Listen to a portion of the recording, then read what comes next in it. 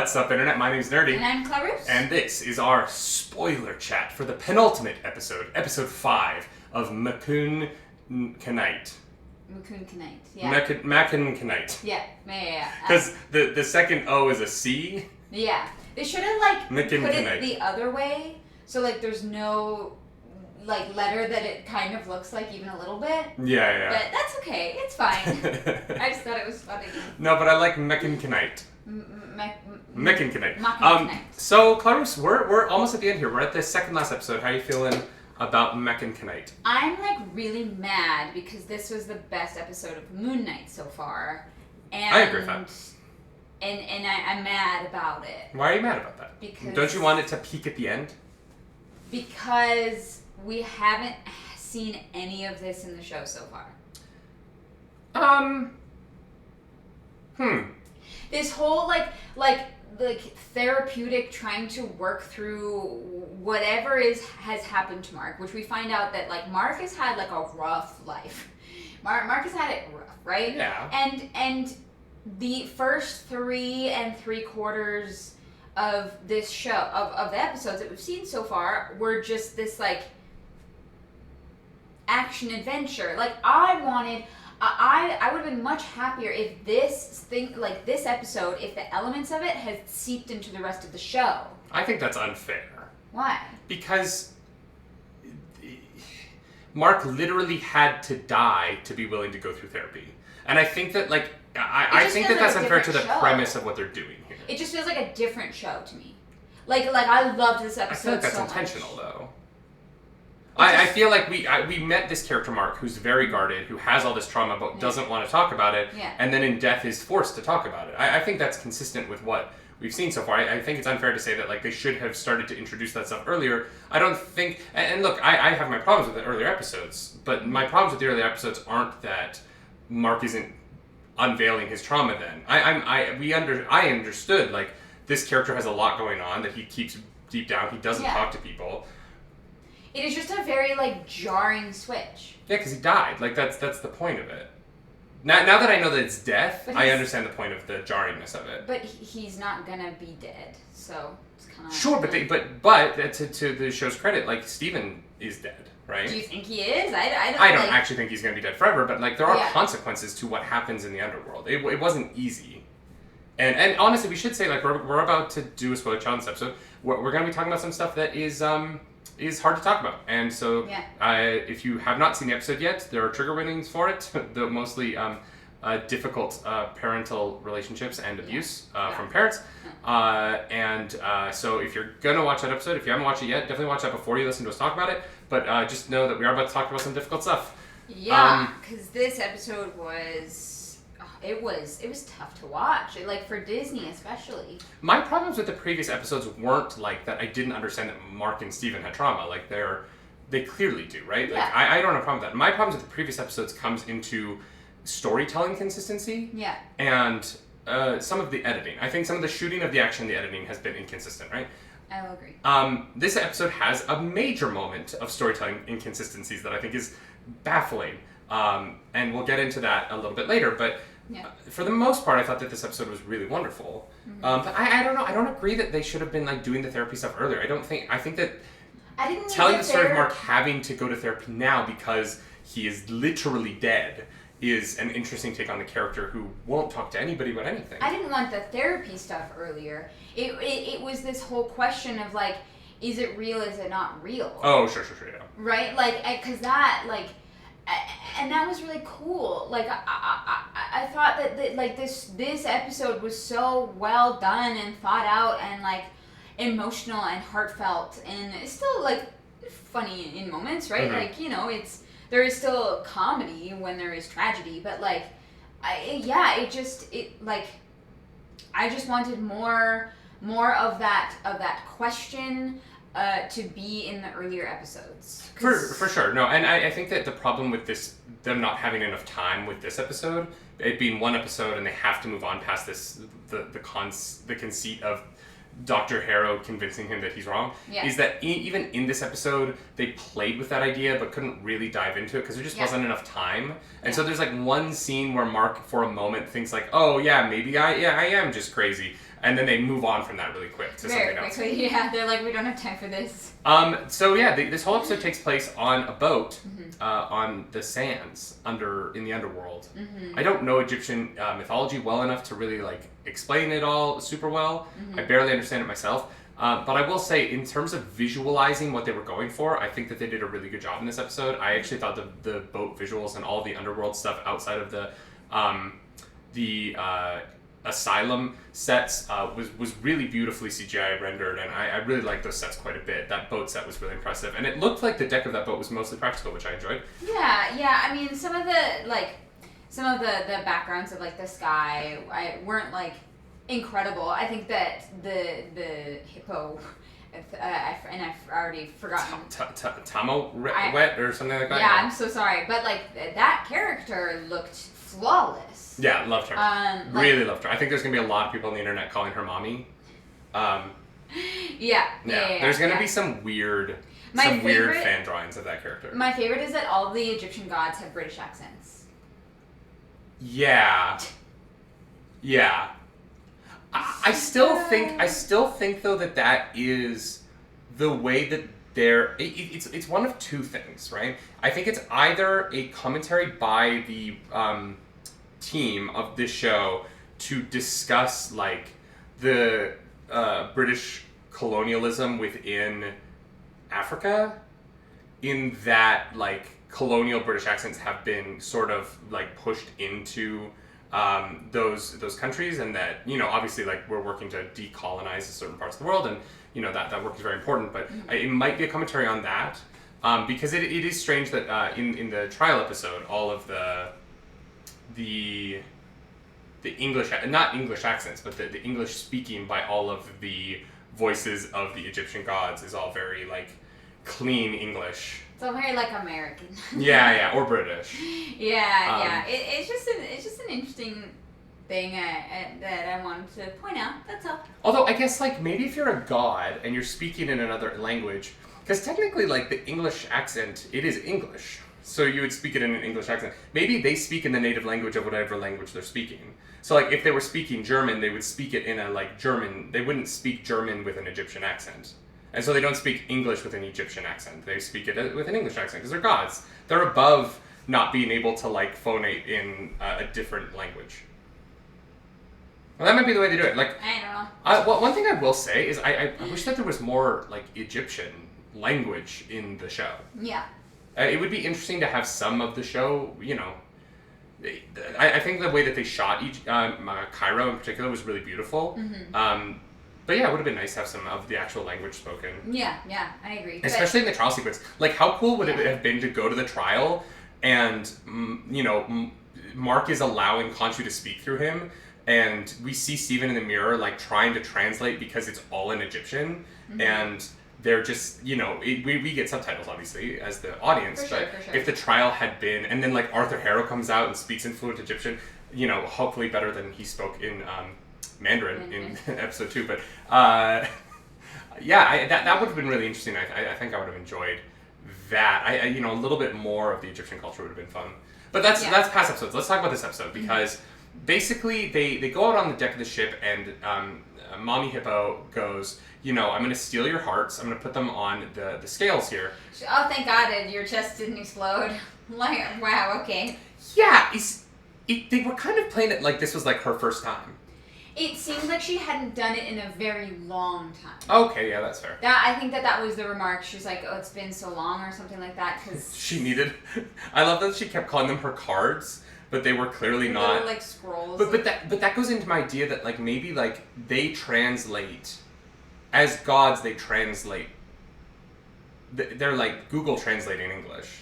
I don't know. You know what I mean? Yeah. So basically she's like, look, your soul, your hearts are not in balance with the feather. Because the scale just keeps going like this. Yeah, so you guys need to go reveal each other's secrets until you've told all of your secrets. Yeah. And this is where this episode is so fun, because I really, obviously it's dark, but I really enjoyed the telling of secrets, always Mark's secrets, because even before the reveal in the episode that Stephen Grant is the like false, or not the false, but the like second I don't really know the right language for it, but it's like the creation of Mark. Yeah, you can tell because Steven has no memories in any of these sequences. Steven is running from door to door looking at Mark's memories. Yeah. Except for, I guess, things that we've seen on the show. Mm-hmm. But there's no Steven memory from before when the show begins. Mm-hmm. It's all Mark's memories up until that point. Mm-hmm. And so we get sort of, the childhood, the very brutal, traumatic moment of Mark's childhood, which is that he convinced his brother to go into a cave while it was raining, and the cave filled up, and somehow Mark got out, but his brother drowned. And that's the first of the things I said was can be difficult to talk about. Yeah. And that scene was hard to watch, like in a good way. Like they did it well, but it was it was like gut wrenching. I thought it was really smart to not show the kids after they enter the cave. Yeah. And to play all of the trauma through Oscar Isaac's performance. Yes. I would not have... I think that it would have gone into grotesque and, like, too much shock factor if we watched the kids drown. Yeah. Mm-hmm. I think that it was really smart on the part of the of Marvel to just let Oscar Isaac sell what was happening. Yeah. And he did such a good job of it. I think Oscar Isaac, considering this episode is mostly him and himself on camera together, I think he did a really excellent job. Yeah. Seriously. And so that leads to his mom having a, I don't know what the right word for it is. His mom just kind of falls apart from that. Yeah. In a way that is difficult to watch, but also relatable and understand. Like, I can't imagine losing a child. Yeah. And, at times you want to blame her, and you want to, I was torn between, I want to hate her for blaming her son for it, while also, like, the empathy in my heart was just going, like, but, like, how do you even cope? How do you live with that trauma, right? Yeah. What do you even, how do you move on from that? Yeah. And, obviously she didn't handle it well. To understand it there. Yeah, she blamed Mark and abused him for years until he looks like he's like a teenager, like 16 years old, and he packs his stuff and he leaves. Goes and joins the military. That's a very relatable story for a lot of people, I'm sure. But I do want to call out, I think that a lot of people were worried about Mark's Jewish heritage not being represented in the show. And in this episode, we see two Shivas, obviously his brother and then his mother's. Mm-hmm. And I just, I'm glad that they kept that Mark is Jewish. I think that there is a very interesting story to be told in the fact that Mark is a Jewish man who is subservient to an Egyptian god, relating to the history between Egyptians and the Jewish people. Mm-hmm. There's a lot there, and I'm glad that it wasn't something that was as glossed over as I think that they reference it a little bit in Hawkeye with some menorah placement and shots and stuff. But, for sure. I mean, being a Jewish man is very important to the character of Mark Spector in the comics, and I was appreciative of the way they handled that in this episode. I think they used that as particularly around the tradition of Shiva to enhance this story. Like, it wasn't just there to be like, oh, look, Mark's Jewish. Like, they actually took something that was culturally important to this character and made it a foundational part of the way that they told the story of this episode. Yeah. And I thought that was really well done. Yeah, me too. And it wasn't like, it didn't feel like it was like thrown in as an afterthought to be like, oh, but by the way, he's Jewish. You know what I mean? Yeah. Like, it was used in a very natural way, I guess. Yeah. Yeah.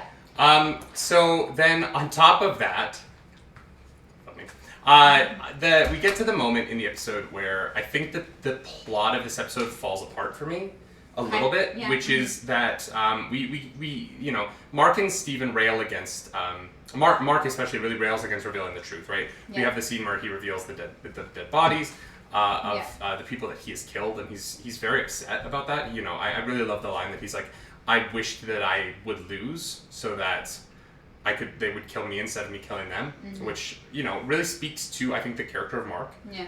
And we get to the scene where they finally reveal near the end of this episode that Mark, in a moment where his mother was about to abuse him physically, he has his first episode, or what we believe to be his first episode, I think. It is kind of...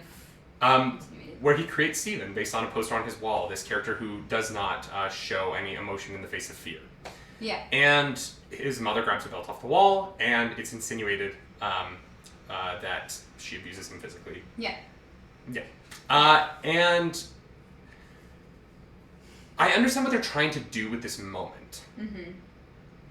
But it doesn't work for me. Why? Because I don't understand what Mark means by this is what Steven was made for. Steven, throughout this entire show, has been chipper, but also very affected by the things that he sees.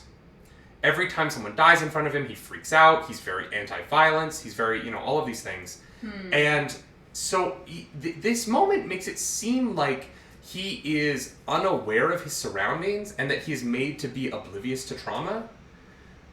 And, they're in the hallway and Mark is going like, you got to live this good life. You got to think that your mom was great. But the moment insinuates that Steven is the one who experiences the physical abuse in that moment, but then, doesn't remember, it's like he's, made to be an empty vessel who doesn't remember being traumatized. Yeah. And who, fictionalizes his own memories. But we never see adult Steven do that. In fact, we see adult Steven have a very aware relationship to violence. Yeah, and he is scared. Like the poster, or what, that he shows nothing in the face of fear or something like that. Steven is very afraid most of the time.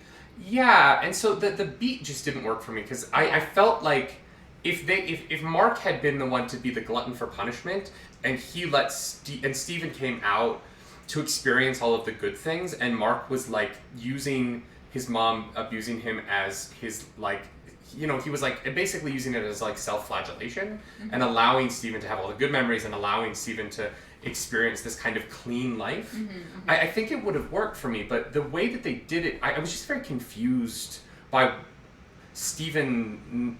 His mom bursts into the room and Steven's just keeps putting the pens in and is just kind of. And he doesn't remember any of this. Yeah, and he specifically has good memories of his mom. Yeah.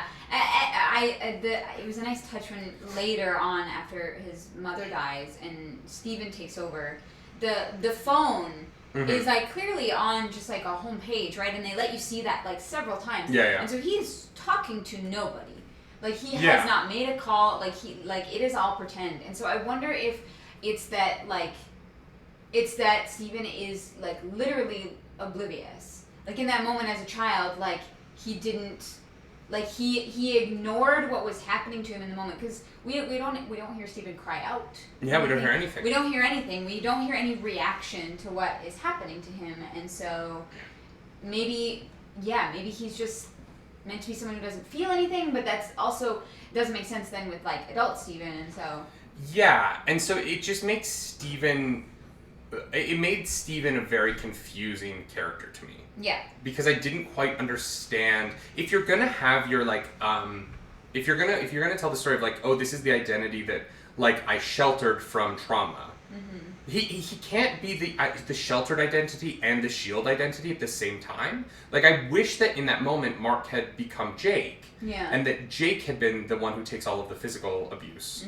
And that they told the finale becomes this episode about how Jake and Mark are protecting Steven from abuse, right?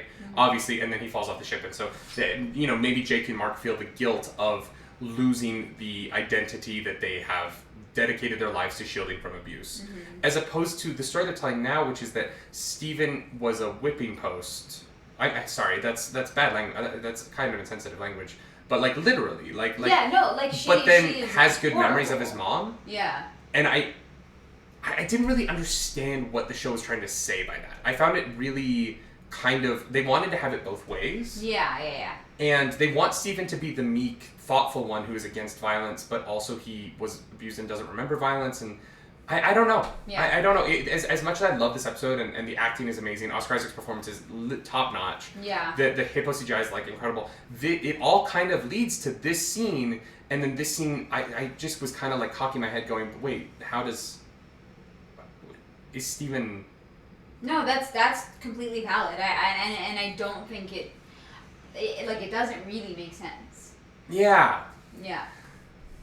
Yeah. Yeah, it is a little bit odd, and I agree. As much as I love this episode, there's so many great things in it, and Oscar Isaac is just next level. Unreal. I was just so blown away by it. The like intricacies of it don't add up. It doesn't add up. Yeah. But it leads up to they finally get to Osiris's gate where they're going to go back up because Ammit has been released. All hell is breaking loose on Earth. Probably people are dying. She says that something about souls who are not supposed. I don't know. Yeah, there's something wrong. Clearly, Harrow has released Ammit, and she is judging people before their time, right? Yeah. And so they're like, we have to go up, and she's like, the Hippo's like, yeah, I'll help. Let's go get you up there. We're gonna go to the gate of Osiris. He's gonna be pissed. The one thing that we didn't see in any of the memory flashbacks, which I was very surprised by, no Layla. Yeah. No Mark memories of Layla. Yeah. I guess it's because Steven knows what happened between the two of them. Like, Steven knows all of the elements of that. Yeah, unless there was something, like, hidden, it would be hard to spend time on that with everything else going on, you know? Yeah, so the Hippo gets there, but then their soul's still not quite in balance. They've been slowly balancing out through the episode. They're not quite there, and so the people that Mark previously killed climb onto the ship as sand people to attack them, which was interesting. Maybe like they were Harrow's men, so maybe they would be in the Egyptian afterlife. No, they weren't Harrow's men. They were people that he had Khonshu had told him to kill because they were bad people. So they were bad people. So their souls were lost. Oh, so they must have, because they were judged by Khonshu. That's why they end up in the Egyptian afterlife. Possibly. It doesn't like it. Or all afterlives are connected. That's not actually because the Hippo lady is like, I haven't done this in a very long time, which insinuates like I don't know, hundreds of years if you're an immortal god. Yeah, it doesn't matter. Maybe they just took on that form because that's who they were dealing with. I don't know. I don't know. But so Mark starts fighting him off, and he's not doing well. He's getting his butt kicked. He's gotten a little bit used to the suit, to the superpowers. Mm-hmm. And then Steven's like, "Wait, if you know how to fight, then I know how to fight. You got this. I got this." I don't know that's how that works, but I mean, hey, he does okay. Do you keep muscle memory if you've been split into two metaphysical bodies? I don't know if that's ever been tested. Yeah, so he does great. I wonder where the Hippo went for this fight scene. Yeah, she kind of. Because Steven starts to like control the boat, and you think she'd be like, "Hey, you can't. No, I need you to not." Well, she was like, if you don't belong on this boat, you can't be here. So but she just kind of like walks away. Yeah, as she walks out of frame, I was like, "Where's she going?" She's like, "This is what normally happens, so it's out of my hands." I wish they'd cut to her like sitting in a chair, just like eating grapes or something. Yeah. With like some like jackal fanning her. Yeah. And then, so it looks like all's lost. Mark is about to get pushed off, and Steven takes out the sand. Steven grabs a bat. The dead people, and he goes over, and Stephen Grant is no more. Yeah, he's dead. He goes like the Mummy. I was like, oh, the image of him becoming sand it reminded me of the Mummy, because that movie's great. And we got to see Brendan Fraser at Comic-Con this weekend. He was a very nice man. It's on your brain. Yeah. The Mummy's always on my brain. That movie. Do you think Stephen Grant is gone?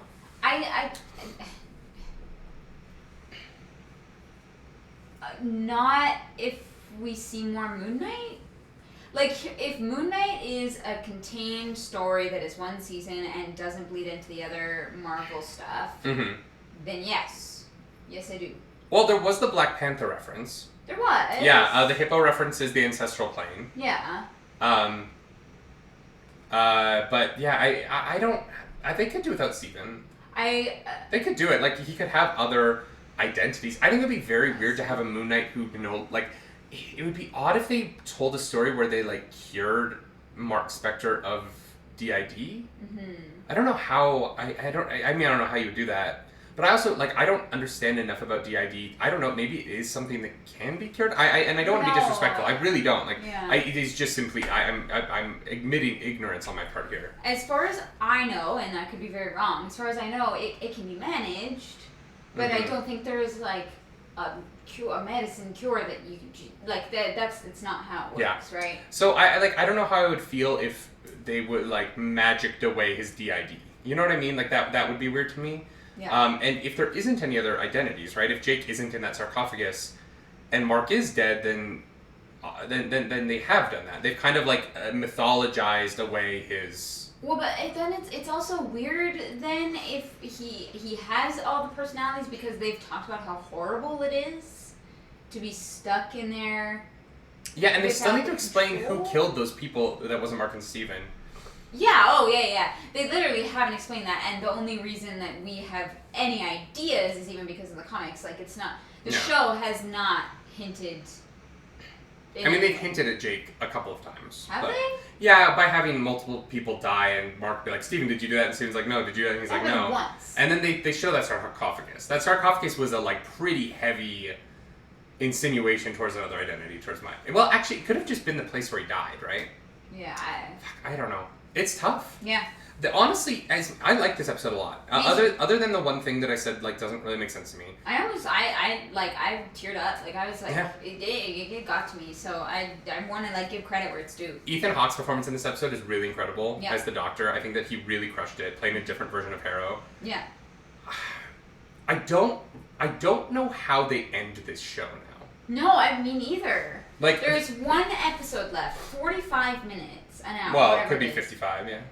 Yeah, sure. That's fair. But like, there's 1 hour left, and they have to. I mean, either Steven is dead or he's coming back somehow. Mm-hmm. We need to figure out who killed those people. It was neither Steven nor Mark. Mm-hmm. We have to get out of the underworld and meet, I guess, another Egyptian god.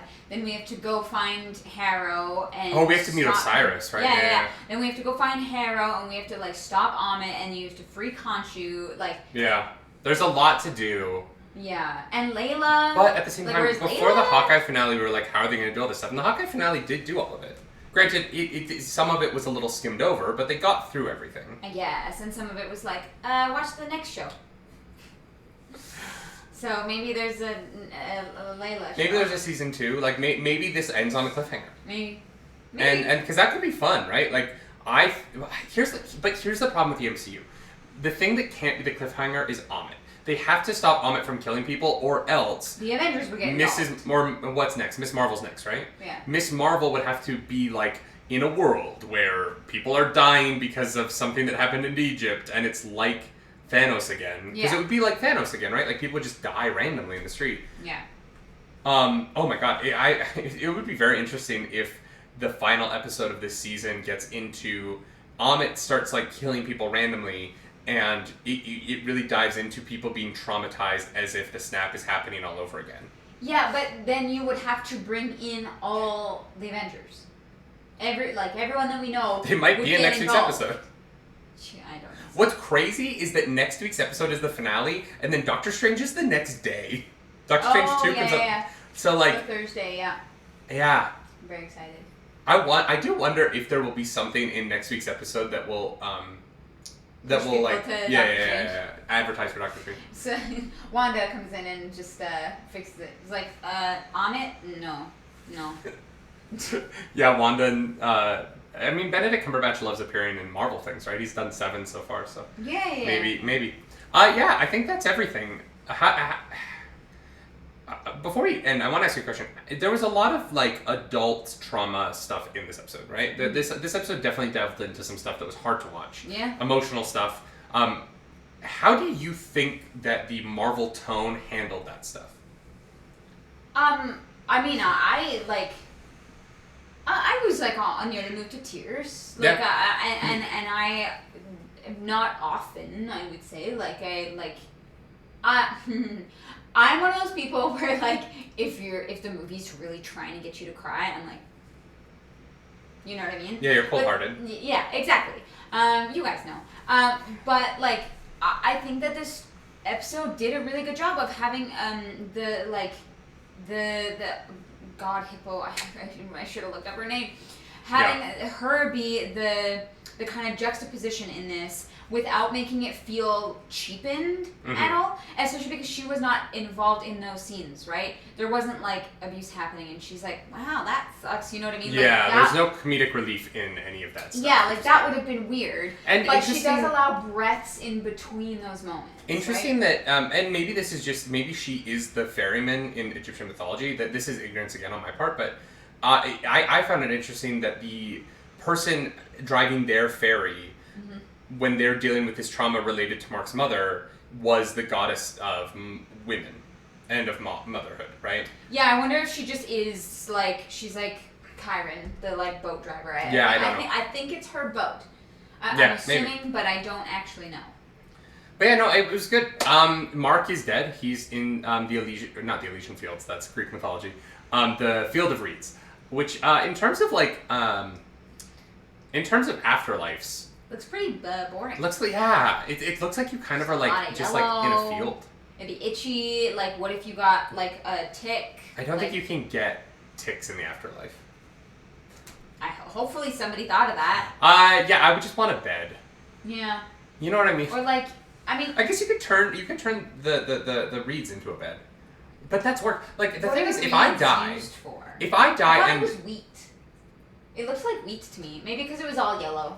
Here's my point. If I die, and religion and one of the religions is right? Who knows which one? But if one of the religions is right, and I end up in paradise, the thing I don't want to have to do is manual labor. And like walk a lot. Yeah, although after like a year, I probably would want some manual labor. Sure, like something, but like because you want to, not because like. Eternity sounds terrible. Yeah, it really does. Yeah. Y'all. I think that's it.